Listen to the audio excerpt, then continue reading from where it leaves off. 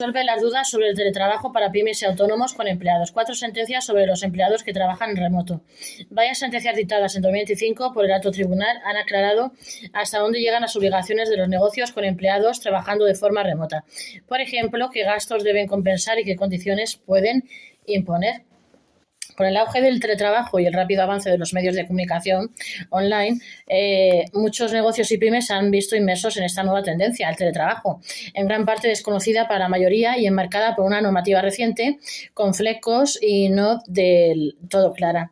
La Ley 10/2021 de 9 de julio de trabajo a distancia regula el marco general de teletrabajo, la obligatoriedad de formalizar un acuerdo de trabajo a distancia ATD y la obligación de las empresas de compensar los gastos de los empleados que trabajan de forma remota. Sin embargo, hay ciertas cuestiones que por su ambigüedad han llegado hasta el Supremo.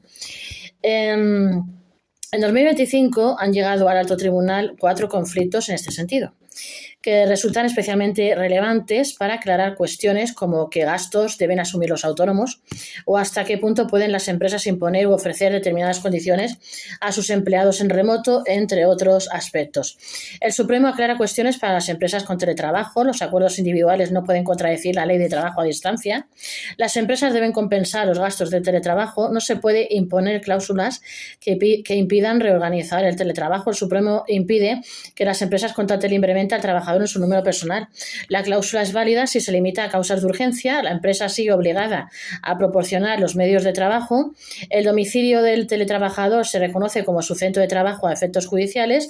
No hay obligación general de suministrar sillas ergonómicas a los teletrabajadores. Y el Supremo aclara las cuestiones para las empresas con teletrabajo. Como ya avanzamos en otro de nuestros vídeos, que podéis seguir en este vuestro canal, que tenéis que suscribirse, Gestory y Gestory a YouTube, para más información y más vídeos, darle like y darle a la campanilla para recibir todos nuestros nuevos vídeos. Como ya avanzamos, son muchos los autónomos y pequeños negocios que siguen teniendo dudas sobre las condiciones que pueden pactar con sus teletrabajadores. Os explicamos que con una normativa que sigue dejando dudas al respecto, el pronunciamiento del Supremo en varias sentencias clave en lo que llevamos de 2025 es fundamental para aclarar algunos aspectos fundamentales sobre los acuerdos de teletrabajo que los empresarios pueden convenir con sus teletrabajadores. Por ejemplo, aunque los negocios están obligados a proporcionar los medios necesarios para el trabajo a distancia, el móvil no tiene por qué ser obligatorio. En el ordenador pueden instalarse programas para hacer videollamadas y estar conectados, por ejemplo. Otro dato curioso es que, según una de las sentencias bajo la lupa, aunque un empleado proponga acordar teletrabajar a condición de que la empresa no compense sus gastos, el empleador no podría aceptar este acuerdo. Está obligado siempre a compensar los gastos en materia de teletrabajo. Los acuerdos individuales no pueden contradecir la ley de trabajo a distancia. La primera sentencia del Supremo de este año para regular el teletrabajo tiene implicaciones muy relevantes para los negocios con empleados en España. En ella el Supremo deja claro que los acuerdos individuales de teletrabajo no pueden contradecir lo establecido en la ley de trabajo a distancia ni reducir los derechos reconocidos por ella. En síntesis, el Supremo refuerza 2 principios clave: la flexibilidad limitada del empleador para alterar los días de trabajo en remoto y la obligación de compensar los gastos asociados al trabajo a distancia. Las empresas deben compensar los gastos del teletrabajo. El Supremo declara nula la cláusula que decía que el trabajador no incurrirá en gasto alguno y que los posibles gastos se compensan por los ahorros del teletrabajo. Esta afirmación, según el tribunal, contradice directamente el artículo 12 de la Ley de Trabajo a Distancia, que reconoce el derecho del teletrabajador a ser compensado por los gastos derivados del teletrabajo, como electricidad, internet o uso de equipos propios. De esta forma, tal y como se explica, en ningún caso un negocio podría no compensar esos gastos asociados al teletrabajo, ni aun cuando el empleado quisiese pactarlo de ese modo. Por tanto, ninguna empresa puede incluir cláusulas generales que nieguen la existencia de gastos o su compensación. Cada caso debe analizarse individualmente. Si el trabajo a distancia genera costes reales al empleado, deben abonarse o compensarse mediante acuerdo o política interna. Los ahorros, por ejemplo, en transporte o comidas, no pueden utilizarse como argumento para no pagar los gastos derivados del trabajo remoto. En la práctica, esto obliga a las empresas a definir un sistema de compensación claro y documentado, ya que mediante una cantidad mensual fija un reembolso de gastos justificados. No se pueden imponer cláusulas que impidan reorganizar el teletrabajo. El Supremo valida que en determinados sectores esenciales como el suministro eléctrico las empresas puedan exigir que un empleado teletrabajador acuda presencialmente de forma puntual, aunque no estuviera previsto, siempre que se comunique con la máxima antelación posible, aunque no se exige un plazo fijo.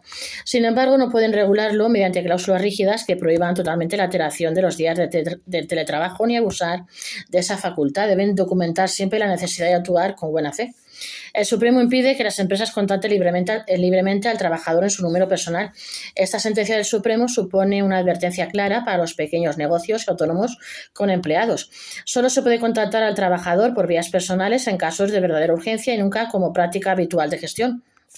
El Supremo no autoriza que las empresas puedan contratar libremente al trabajador en su número personal, solo admite esta posibilidad en casos excepcionales y justificados cuando existan urgencias de servicio que requieran una respuesta inmediata y siempre que la empresa haya proporcionado previamente los medios necesarios para el trabajo en remoto.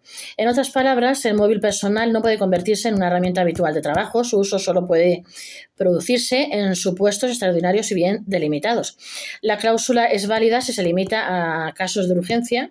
El tribunal considera lícita la cláusula que obliga al trabajador a facilitar su teléfono y correo personal por si fuera necesario contactar con él por urgencias del servicio, siempre que cumpla dos condiciones. Una, que respete el principio de minimización de datos, solo lo estrictamente necesario, y otra, que no implique una disponibilidad permanente del trabajador fuera de su jornada. Por tanto, los negocios podrían incluir cláusulas similares en sus contratos de trabajo a distancia, pero deben redactarlas con precisión, evitando ambigüedades y dejando claro que su aplicación es excepcional, no habitual. La empresa sigue obligada a proporcionar los medios de trabajo. El tribunal subraya que esta sentencia no exime a la empresa de su deber de dotar de los medios necesarios para el desempeño del trabajo a distancia, según la Ley 10/2021 de trabajo a distancia. Por tanto, no puede usarse esta resolución como excusa para imponer al trabajador el uso de su propio móvil, ordenador o conexión a Internet. Esta es una de las implicaciones más interesantes de la sentencia, solo si, pese a disponer de esos medios, surge una urgencia empresarial que requiera contacto inmediato, podría usarse de forma puntual el teléfono personal del empleado. El domicilio del teletrabajador se reconoce como su centro de trabajo a efectos judiciales. La sentencia del Alto Tribunal del 24 de abril de 2025 clarifica que el juzgado es competente en caso de conflicto laboral, por ejemplo, en demandas por despido, cuando el trabajador desarrolla su actividad desde su domicilio. Si, por ejemplo, una empresa tiene teletrabajadores en varias provincias, estos tienen derecho a demandar en la provincia en la que residen, aunque sea diferente de la sede de la empresa a la que pertenecen. El domicilio del teletrabajador se considera su centro de trabajo a efectos judiciales, sin ser necesario que el teletrabajo sea a tiempo completo. Esto implica mayores costes y complejidad jurídica, ya que la defensa legal podría tener que desplazarse y actuar ante tribunales lejanos a la sede del negocio. Por lo tanto, aumenta la importancia de definir claramente el lugar de presentación de servicios en los contratos y los negocios se ven obligados a prever posibles litigios fuera de su sede. No hay obligación general de suministrar sillas ergonómicas a los teletrabajadores. Esta sentencia aclara los límites de las obligaciones empresariales en materia de dotación de medios y prevención de riesgos laborales. Para los negocios con empleados en teletrabajo, esta resolución refuerza la importancia de revisar los acuerdos de trabajo a distancia y los convenios colectivos aplicables a fin de asegurarse de que deben y que no deben proporcionar legalmente a su plantilla. Esta resolución delimita claramente las obligaciones de los autónomos en el teletrabajo y evita interpretaciones expansivas que podrían suponer un incremento de costes para los negocios. En concreto, no hay obligación general de suministrar sillas ergonómicas. La compensación económica mensual puede considerarse suficiente para cubrir los gastos generales. Los negocios solo están obligados a proporcionar material adicional si hay prescripción médica, si lo establece el convenio o cuando se haya pactado en el acuerdo de trabajo a distancia ATD. Las empresas que cumplan con la evaluación de riesgos cuentan con mayor seguridad jurídica y la empresa no está obligada a dar la silla ergonómica si no consta en el acuerdo o en el convenio. En el acuerdo ni en el convenio. Solo estaría obligada si el trabajador la necesitara y justificase esto con un informe médico. No olvides de suscribirse para este y otros temas a este vuestro canal Gestory, Gestory YouTube, para más información y más vídeos. Suscribirse.